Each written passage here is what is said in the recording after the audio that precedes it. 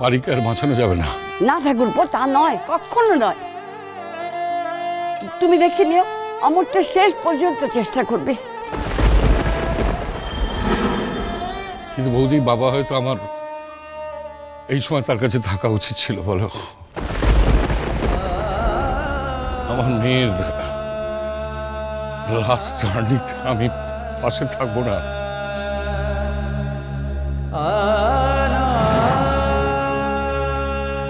এতগুলো বছর মেয়েটা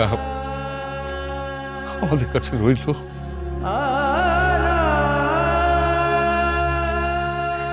বলো না গো দাদু ভাই, তুমি এভাবে বলো না। বুকের ভিতরটা কেমন একটা কষ্ট হচ্ছে গো। কিন্তু দাদু ভাই, যার কারণে এভাবে একটা নিরীহ মানুষকে অসময়ে এভাবে চলে যেতে হচ্ছে, তাকে তুমি ক্ষমা করো না দাদু ভাই। তাকে তুমি কিছুতেই ক্ষমা করো না। তোমার মেয়ে জীবন দিয়ে দাম শোধ করে দিচ্ছে দাদু ভাই। এরপরেও যদি তাকে ছেড়ে দেওয়া হয়, তাহলে রাঙা পিসির আত্মাকে অসম্মান করা হবে। অসম্মান করা হবে দাদু। তাকে তুমি ছেড়ে দিও না। পারি পারি মা, ও চুপ কর দি, কত কষ্ট পাচ্ছে মেয়েটা আমার। চুপ কর, চুপ কর, কাঁদিস না। কেমন মেয়ে গো তুমি? তখন থেকে অলক্ষণে কথা বলে যাচ্ছ। হ্যাঁ, তোমাকে বাড়িতে রেখে গেছে আমাদের এসব কথা শুনে মন ভেঙে দেওয়ার জন্য? কেমন ধারা মেয়ে তুমি? হ্যাঁ, মেয়েটা জল জাগতে বেঁচে আছে আর তুমি একটা আত্মার শান্তির কামনা করছো? সে তুমি আমাকে যাই বলো শোনা ঠাম্মা, আজ যদি আমি চুপ করে থাকতাম, তাহলে নিজেকে আমি কোনোদিন ক্ষমা করতে পারতাম না। আর এর পরেও যদি ওই আকাট মূর্খটাকে ঘাড় ধাক্কা দিয়ে বাড়ি থেকে বের করে দেওয়া না হয়, তাহলে তাহলে একটা মানুষ হিসেবে আমি চিরটা কাল অপরাধী হয়ে যাবো শোনা ঠাম্মা। তুমি ভাবতে পারো তোমরা শুধু আমার সঙ্গে পাল্লা দেওয়ার জন্য, আমাকে সবার চোখে ছোট করার জন্য একটা মেয়ে এত বড় একটা কাণ্ড করতে পারে? আজ অন্তত একটা কথা ভূমি ভুল বলেনি কো। আজ আমার মেয়ে যদি সত্যি কিছু হয়ে যায়, না বাঁচবে না, ও আর বাঁচবে না। আমার মায়ের মন তো আমি ঠিক বুঝি। সত্যি যদি কিছু হয়ে যায়, আমি কাজুকে একদম ক্ষমা করতে পারবো না কো। বেশ, আমি কোথাকে বলবো, আমাকে কোথাও রেখে টেকে আসে যেন কোন আশ্রমে।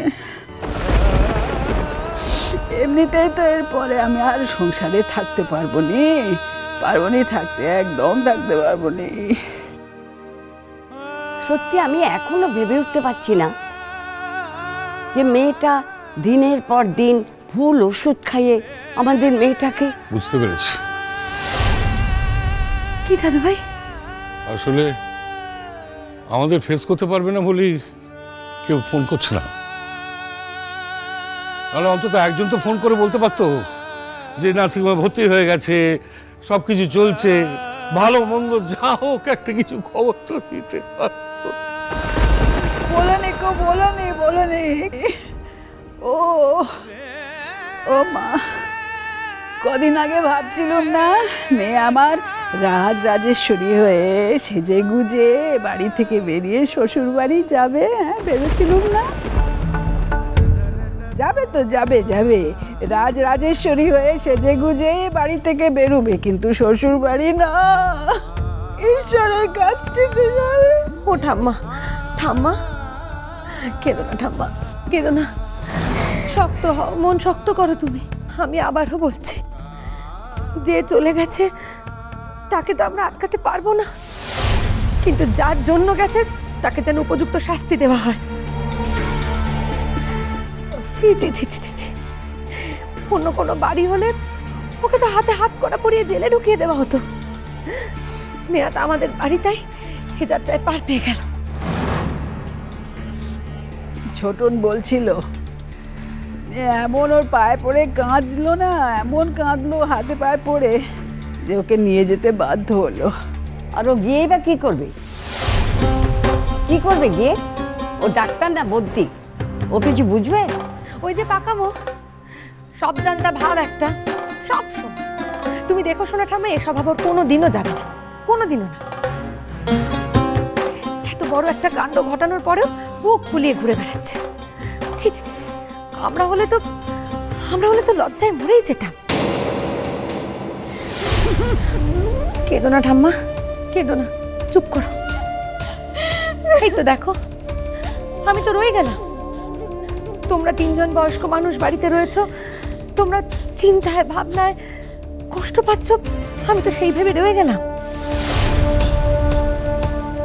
আরো কিচ্ছু না জেনে, কিচ্ছু না বুঝে লাফাতে লাফাতে চলে গেল, অ্যাজ ইফ ভাবটা এমন যে ও গেলেই রাঙাপিসি সুস্থ হয়ে উঠবে, রাঙাপিসি বেঁচে উঠবে। নীলকে ছাড়বে না, আসল কথাটা হলো তাই। নীলকেও একা ছাড়বে না। কি ভাবো তোমরা ওকে? ও কি কম চালাক? ভগবান, আর যে কষ্টই দাও না কেন, নিজের সন্তানকে চিতায় ফুটতে থাকার কষ্ট দিয়ে হতো।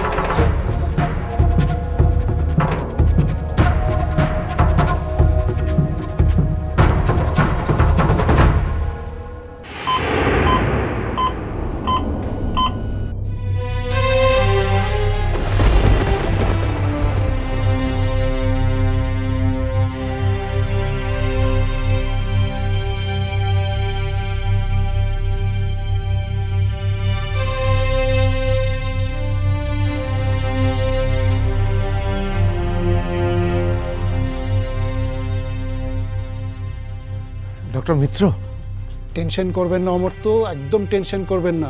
পেশেন্ট রেসপন্ড করছে, যার জন্য পেশেন্টকে ভেন্টিলেশন থেকে আইসিইউতে শিফট করা হয়েছে। দেখিলাম ডাক্তারবাবু, তার মানে এখন আর ভয়ের কিছু নেই তো? এখনো 72 আওয়ার্স অবজারভেশনে রাখতে হবে, তারপরেই বলা যাবে আউট অফ ডেঞ্জার। পেশেন্ট যে অবস্থায় চলে গিয়েছিল, যেমন ডিপ কোমায় চলে গেছিল, সেখান থেকে তো ফিরে এসেছে, এখন তাকাচ্ছে, কথা বললে রেসপন্ড করছে, এটাই তো অনেক, তাই না?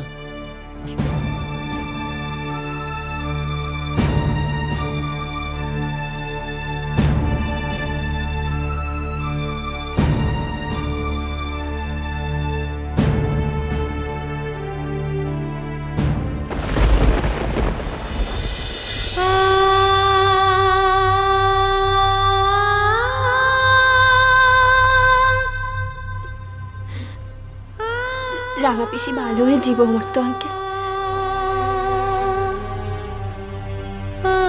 এখন বড় বড় কথা না বলে বাড়ির এই অবস্থার জন্য কে দায়ী সেটা তো বলনি। বলেছো সে কথা? বলো, সেটা বলো। আবার বড় বড় কথা বলছে এখানে দাঁড়িয়ে দাঁড়িয়ে। আর ও এতক্ষণ এখানে দাঁড়িয়ে দাঁড়িয়ে করেছেটা কি? কি করেছে ও? কি কন্ট্রিবিউশন আছে ওর? শেষ করেছে না, ও কোনোদিন তো কারোর ক্ষতি ছাড়া অন্য কিছু করতে পারেনি, তাই না? এটা ঝগড়া করার জায়গা নয়। তোমাদের পারিবারিক ঝগড়া তোমাদের পরিবারের মধ্যেই করো। এটা হসপিটাল, আর এখানে আমার একটা মারাত্মক ইনফ্লুয়েন্স আছে, আগেও বলেছি আবারও বলছি। দয়া করে এমন কিছু করো না যাতে আমাকে তোমাদের এখান থেকে চলে যেতে বলার মতো অপ্রিয় কাজটা করতে হয়। বলে যেও না অমর্ত্য, আমরাই কিন্তু বাড়ির লোক, বাড়ি আমার বোন। মেজো ঠাকুরপো, কি হচ্ছেটা কি বলো তো? এখনো ঠাকুরজি পুরোপুরি সুস্থ হয়নি।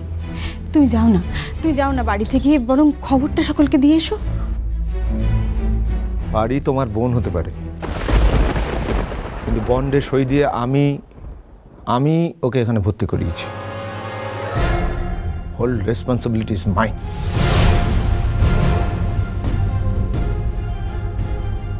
বাবা প্লিজ, এখন নিজেদের মধ্যে ঝগড়া করার সময় নয়, প্লিজ থামো, প্লিজ চুপ করো, প্লিজ।